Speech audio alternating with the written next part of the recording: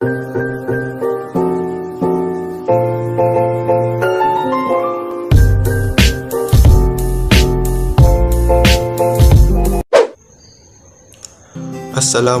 warahmatullahi wabarakatuh. Yang terhormat Bapak Samak MPD selaku dosen pengampu mata kuliah Psikologi Pendidikan, serta rekan-rekan mahasiswa yang saya banggakan. Tak lupa puja dan puji syukur kepada Allah Subhanahu wa taala yang telah memberikan nikmat kepada kita berupa kesehatan. Dan tidak lupa pula salawat serta salam semoga tetap tercurah limpahkan kepada baginda Rasulullah SAW.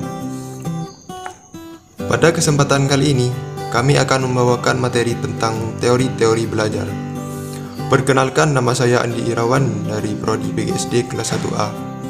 Saya di sini sebagai moderator dari kelompok 1. Untuk pemaparan materi yang pertama akan disampaikan oleh Ahmad Zayyadi Fajri. Dan untuk pemaparan materi yang kedua akan disampaikan oleh Adi Mansur. Pemaparan materi yang ketiga akan disampaikan oleh Adinda Ufuk Febrianti. Dan untuk pemaparan materi yang keempat akan disampaikan oleh Alfiatus Solehah dan Alfiatus Solihah. Langsung saja ke pemaparan materi yang pertama yang akan disampaikan oleh rekan Ahmad Zayyadi Fajri.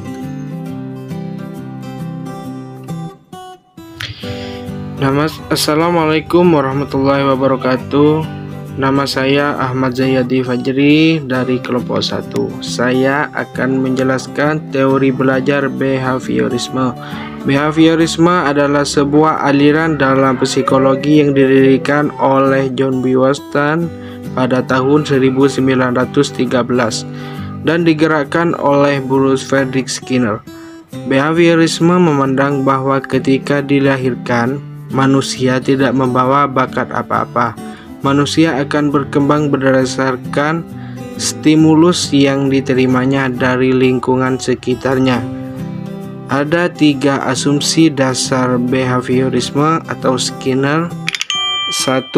Perilaku manusia adalah organisme yang berperan dan berpikir, tetapi tidak mencari penyebab perilaku dalam jiwa manusia dan menolak alasan-alasan penjelasan dengan mengendalikan keadaan pikiran atau motif-motif internal. 2. Perilaku dan kepribadian manusia tidak dapat dijelaskan dengan mekanisme psikis seperti ID atau ego. Perilaku dapat dijelaskan hanya berkenaan dengan kejadian atau situasi-situasi antendensi yang dapat diamati. 3. Perilaku manusia tidak ditentukan oleh pilihan individual. Perilaku manusia, kepribadiannya ditentukan oleh kejadian-kejadian di masa lalu dan masa sekarang dalam dunia objektif tempat dia mengambil bagian. Aliran behaviorisme. 1. Teori belajar. Teori belajar asosiatif adalah teori belajar yang semula dibangun oleh Pavlov. Pavlov menyimpulkan bahwa perilaku itu dapat dibentuk melalui conditioning atau kebiasaan. 2. Teori belajar fungsionalistik. Teori belajar fungsionalistik dipelopori oleh Thorndike dan Skinner. Thorndike, menurut hukum ini, belajar agar mencapai hasil yang baik harus ada kesiapan untuk belajar. Tanpa adanya kesiapan dapat diprediksi hasilnya akan kurang memuaskan. Selain itu, agar belajar mencapai hasil yang baik harus adanya latihan. Menurut Skinner, dalam conditioning operan ada 2 prinsip umum, yaitu respon dan reward.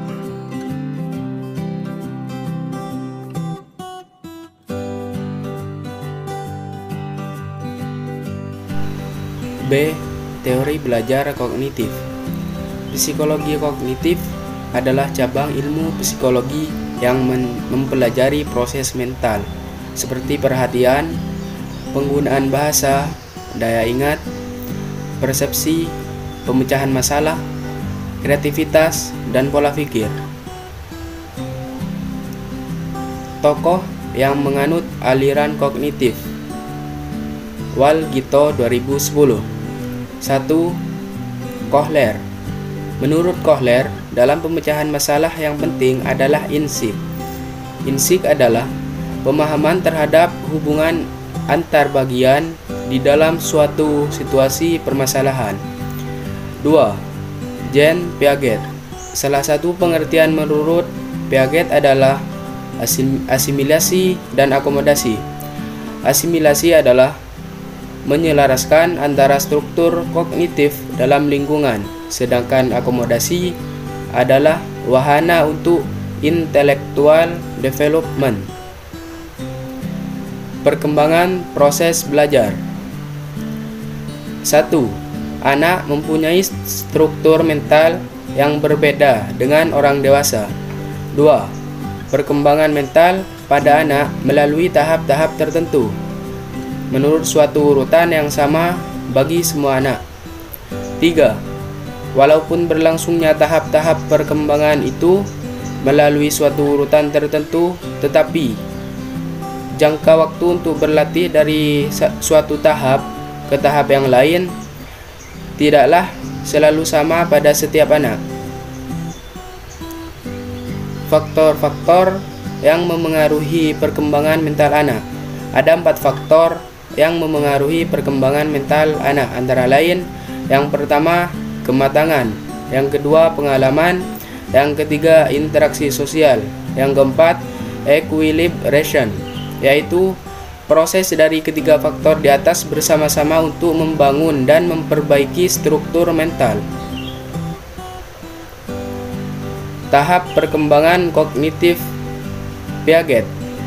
Yang pertama ada sensori motor, dari lahir sampai umur 2 tahun. Selanjutnya ada pra-operasional, dari umur 2 sampai 7 tahun. Selanjutnya operasi konkret, yaitu dari umur 7 sampai 11 tahun. Dan yang terakhir, operasi formal, yaitu dari 11 tahun sampai dewasa. Implikasi penting dalam model pembelajaran dari teori Piaget. 1. Memutuskan pada perhatian berpikir atau proses mental anak, tidak sekedar pada hasilnya. 2. Memerhatikan peranan pelik dari inisiatif anak sendiri, keterlibatan aktif dalam kegiatan pembelajaran. 3. Memaklumi akan adanya perbedaan individual dalam hal kemajuan perkembangan.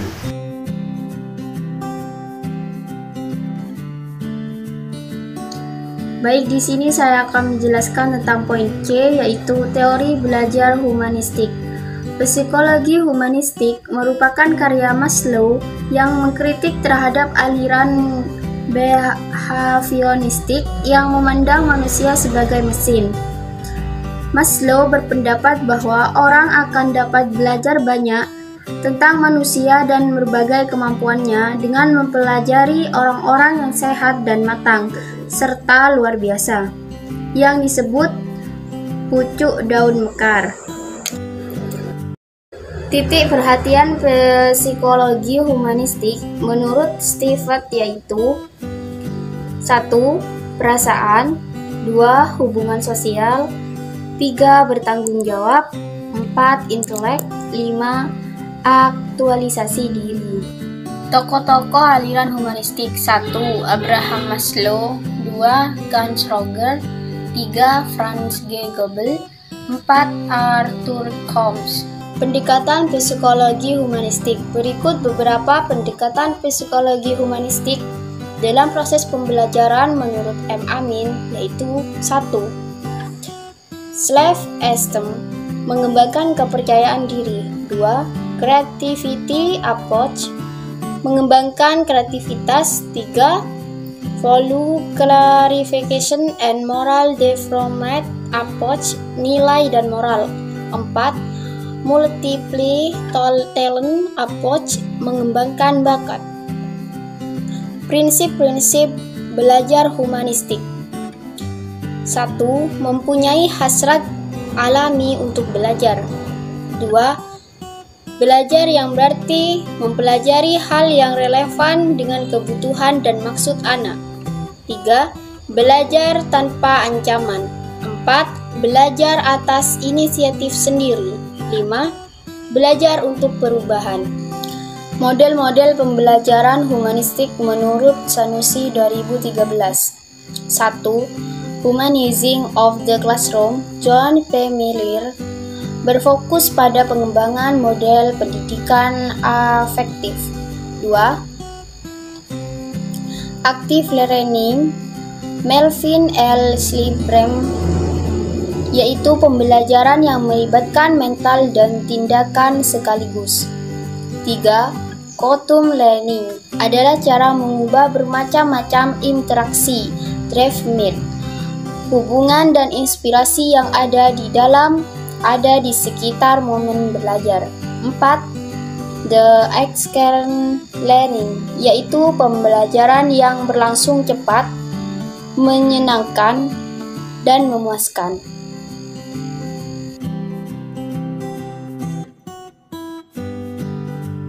Konsep pendidikan Ki Hajar Dewantara. Arti dan maksud pendidikan dalam buku Dewantara 2011. Pendidikan dapat diartikan sebagai tuntunan di dalam hidup tumbuhnya anak-anak, sedangkan maksud pendidikan adalah menuntun segala kekuatan kodrat yang ada pada anak-anak itu, agar mereka sebagai manusia dan sebagai anggota masyarakat dapat mencapai keselamatan dan kebahagiaan yang setinggi-tingginya. Syarat-syarat pengetahuan. 1. Ilmu hidup batin manusia, yaitu ilmu jiwa, psikologi. 2. Ilmu hidup jasmani, yaitu fisiologi. 3. Ilmu keadaan atau kesopanan, yaitu etika atau moral. 4. Ilmu keindahan atau ketertiban lahir, yaitu estetika. 5. Ilmu tombo pendidikan, yaitu ikhtisar cara-cara pendidikan. Bismillahirrahmanirrahim. Di sini saya akan menjelaskan tentang dasar jiwa anak dan kekuasaan pendidikan. Ada 3 aliran yang berhubungan dengan soal daya pendidikan, yaitu 1. Aliran lama. Menurut aliran ini, anak yang dilahirkan di dunia diibaratkan dengan sehelai kertas yang belum ditulis, sehingga kaum pendidik boleh mengisi kertas yang kosong itu menurut kehendaknya. Yang kedua, aliran negatif. Aliran ini berpendapat bahwa anak itu lahir sebagai sehelai kertas yang sudah ditulis sepenuhnya, sehingga tidak mungkin pendidikan dari siapapun dapat mengubah watak-wataknya. Yang ketiga, aliran konvergenti teori. Teori ini mengajarkan bahwa anak yang dilahirkan itu boleh diibaratkan sehelai kertas yang sudah ditulis penuh. Akan tetapi, semua tulisan itu suram. Unsur-unsur belajar menurut Ki Hajar Dewantara dalam Eko Mijito 2017 antara lain: 1. Peserta didik, 2. Pendidikan, 3. Tujuan belajar, 4. Asas belajar, 5. Metode belajar. Peralatan pendidikan atau cara mendidik. 1. Memberi contoh. 2. Pembiasaan. 3. Pengajaran. 4. Perintah, pelaksanaan dan hukuman. 5. Laku. Dan 6. Pengalaman lahir dan batin. Konsep belajar Ki Hajar Dewantara mempunyai 5 asas, yaitu 1. Asas kemerdekaan, 2. Asas kodrat alam, 3. Asas budaya, 4. Asas kebangsaan, dan 5. Asas kemanusiaan. Tingkatan dalam proses belajar ada 4 menurut Ki Hajar Dewantara, yaitu 1. Taman Indria dan Taman Anak, yaitu umur 5-8 tahun. Yang kedua, Taman Muda, umur 9-12 tahun. Yang ketiga, Taman Dewasa, umur 14-16 tahun. Yang keempat, Taman Matya dan Taman Guru, umur 17-20 tahun. Sekian dari saya, terima kasih.